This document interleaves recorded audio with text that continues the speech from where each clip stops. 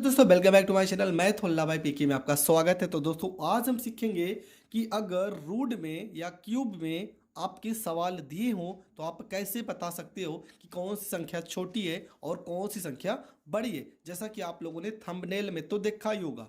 तो आज इस तरह के प्रश्नों को हम सॉल्व करेंगे, वो भी शॉर्ट ट्रिक के साथ। तो पहला ही प्रश्न है, लिखा है 3, यहाँ पे √2, ये 3 यहाँ पे क्यूब है, यहाँ पे √3 यहाँ पे क्यूब है, 4 में सबसे छोटी संख्या कौन सी है। ठीक है, सबसे छोटा, इसमें से सबसे छोटा क्या है ये आपको बताना है। देखो इसका अगर हम बेसिक समझेंगे ना तो बहुत बड़ा हो जाएगा। तो इसका हम बेसिक के साथ साथ एक ट्रिक भी बता रहे हैं जो आपको पूरा लाइफ काम देगा। ठीक है, ये ट्रिक आपको याद कर लेना है। यहाँ पे √2 है तो आपको पता है यहाँ 2 लिखेंगे।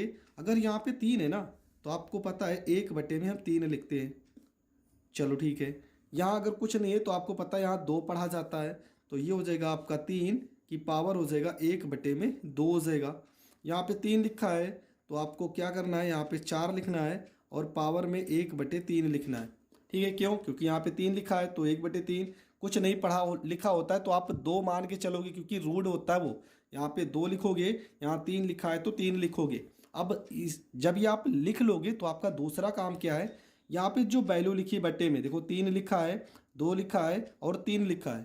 3 लिखा है, 2 लिखा है और 3 लिखा है। इसका आपको एलसीएम करना है, इसका लासा निकालना है। तो आपको पता है 3 2 3 का लासा निकालोगे 6 ही आएगा। तो लासा कितना आ जाएगा? 6।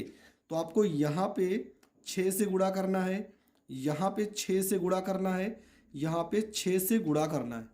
ठीक है, पहला नंबर आपको क्या करना है, इनको आपको थोड़ा से भिन्न के रूप में लिख लेना है। ठीक है, जो भी इनका पावर है पावर में लिख देना है। जो भी बटे में संख्या दी होगी उसका लासा निकालना है और लासा जो आएगा इनके साथ गुणा करना है। अब यहाँ कट रहा है तो काट देंगे, 3 दूना 6, 2 तिया 6, 3 दूना 6। तो यहाँ पे आ जाएगा 2 की पावर 2 आ जाएगा, यहाँ 3 की पावर 3 आ जाएगा, यहाँ 4 की पावर 2 आ जाएगा। 2 की पावर 2 का वैल्यू होगा 4, 3 की पावर 3 का वैल्यू होगा 27, 4 का पावर 2 मतलब 4 का स्क्वायर आपका होगा 16। आपसे पूछा गया था सबसे छोटी संख्या कौन सी है, तो सबसे छोटी संख्या कौन सी आ रही? 4। पर ऑप्शन में आपका 4 नहीं होगा, ऑप्शन में ये वैल्यू होगा। क्यों? क्योंकि ये वाली वैल्यू से ही तो 4 आया है ना। तो सबसे छोटी संख्या आपकी होगी 3√2। ठीक है, ये आपका हो जाएगा करेक्ट आंसर। तो ये सवाल आपको समझ में आ गया है। अब ऐसे ही हम आज सारे प्रश्न को ऐसे ही इसी बेस से करेंगे। तो आपका जो दूसरा प्रश्न है, ये आपका दूसरा प्रश्न क्या लिखा है, लिखा है यहाँ पे 3 5√4 3 और यहाँ पे 6 लिखा है। इसमें पूछा है सबसे बड़ी संख्या क्या होगी। तो आपको यहाँ पे 5 लिखा है ना, तो आप लिख सकते हो 5 की पावर 1/3। 4 लिखा है ना, तो 4 को आप सीधा 4 का वर्गमूल क्या होगा? 2। लेकिन चलो पहले लिख के बता दे रहा हूँ। 4 यहाँ तो 2 होता ही है तो 1/2 हो जाएगा 2। यहाँ 6 तो यहाँ पे 6 लिखेंगे। 3 लिखा है ना तो इसको लिख सकते हो 1/3। क्या लिख सकते हो? 1/3। अब क्या क्या हो जाएगा यहाँ पे, हमने फिर वही कहानी कि 3 2 और 3, 3 2 और 3 का लासा निकालेंगे तो 6 आएगा। ठीक है, लासा आपका आएगा 6। 6 से यहाँ पे गुणा करना है। ठीक है यहाँ पे गुणा करना है। देखो यहाँ पे 4 को आप ऐसे भी लिख सकते हो। तो 4 को अगर हम लिखना चाहें तो 2 की पावर हम 2 लिख सकते हैं और पावर 1/2 पहले से है तो 1/2, 2 से 2 कट जाएगा तो ये हो जाएगा 2 आ जाएगा। सिर्फ क्या आ जाएगा? 2। ठीक है, क्योंकि √4 को आप इस तरह से लिख सकते हो। अब यहाँ पे 1/3 है, 1/3 है। लासा इसका क्या आएगा? इसका लासा 3 ही आएगा और इसका भी लासा 3 ही आएगा। ठीक है, क्योंकि 3 का लासा 3 ही तो आएगा। यहाँ से ये वैल्यू कट जाएगी, ये वैल्यू कट जाएगी, ये वैल्यू कट जाएगी, ये वैल्यू कट जाएगी। आपका यहाँ पे आ जाएगा 5 और यहाँ पे आ जाएगा 6। तो ये आपका हो गया 5 2 और यहाँ पे हो गया 6। अब आपको बताना है कि इसमें से सबसे बड़ी संख्या कौन सी है। तो सबसे बड़ी संख्या जो है वो आपकी हो जाएगी 6 और ये आपका हो जाएगा करेक्ट आंसर। तो दोस्तों ये सवाल भी आपका हो गया कंप्लीट। अगला जो आपका सवाल है, ठीक है, प्रश्न नंबर 3। प्रश्न नंबर 3 में आपका जो सवाल है, वैसे इस तरह का सवाल 4 यहाँ पे जो रूट में है इस तरह का बहुत रेयर केस में आया हुआ सवाल है। यहाँ पे आप लिख सकते हो 10 की पावर क्या 1/4, यहाँ 6 की पावर 1/3 और 3 की पावर 1/4। ठीक है, यहाँ पे 4 है तो 4, 3 है तो 3, 4 है तो 4। अब क्या करेंगे, इनका हम निकालेंगे एलसीएम। कैसे निकालेंगे, तो 4 3 4, 4 3 और 4 का निकालेंगे लासा, तो 4 3 12, इसका लासा 12 ही होगा। तो यहाँ पे करेंगे 12 से गुणा, यहाँ पे 12 से गुणा और यहाँ पर भी करेंगे 12 से गुणा। 4 से 12 को काटेंगे 3 बार में कटेगा, 3 से 12 को काटेंगे 4 बार, 4 को 12 से काटेंगे तो 3 बार। यहाँ पे आपका वैल्यू आ जाएगा 10 का पावर 3, 6 का पावर यहाँ पे आ जाएगा 4 और यहाँ पे हो जाएगा 3 का पावर यहाँ पे आ जाएगा 3। ठीक है, 3 का पावर आ जाएगा आपका 3।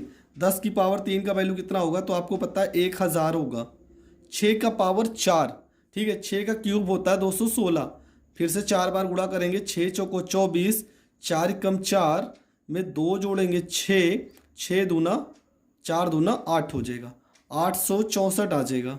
और 3 का क्यूब हो जाएगा 27। आपको आरोही क्रम में लिखना है। आरोही क्रम का मतलब क्या, सबसे छोटी संख्या सबसे पहले, तो सबसे छोटा क्या है 27, उसके बाद 864, उसके बाद 1000। ठीक है, मतलब 27 किसका वैल्यू था, तो ये वैल्यू था आपका 3, क्यूब यहाँ पे 4, 864 है 3, यहाँ पे 6, 1000 है 4, यहाँ पे 10। तो ये आपका हो जाएगा करेक्ट आंसर। तो दोस्तों इस तरह के सवाल देखो थोड़ा से तो कठिन हो गए ही, पर मैं जो तरीका बता रहा हूँ इस तरीके से आप प्रश्न को बहुत ही आसान तरीके से सॉल्व कर सकते हो और आपका 100% एकदम करेक्ट आंसर आएगा। तो आपका अगला जो सवाल है इसमें लिखा है यहाँ पे 4√7 3 5 4 यहाँ पे 10, अवरोही क्रम में लिखना है। इसके पहले का जो सवाल था वो आरोही क्रम में था और ये वाला जो सवाल है ये अवरोही क्रम में है।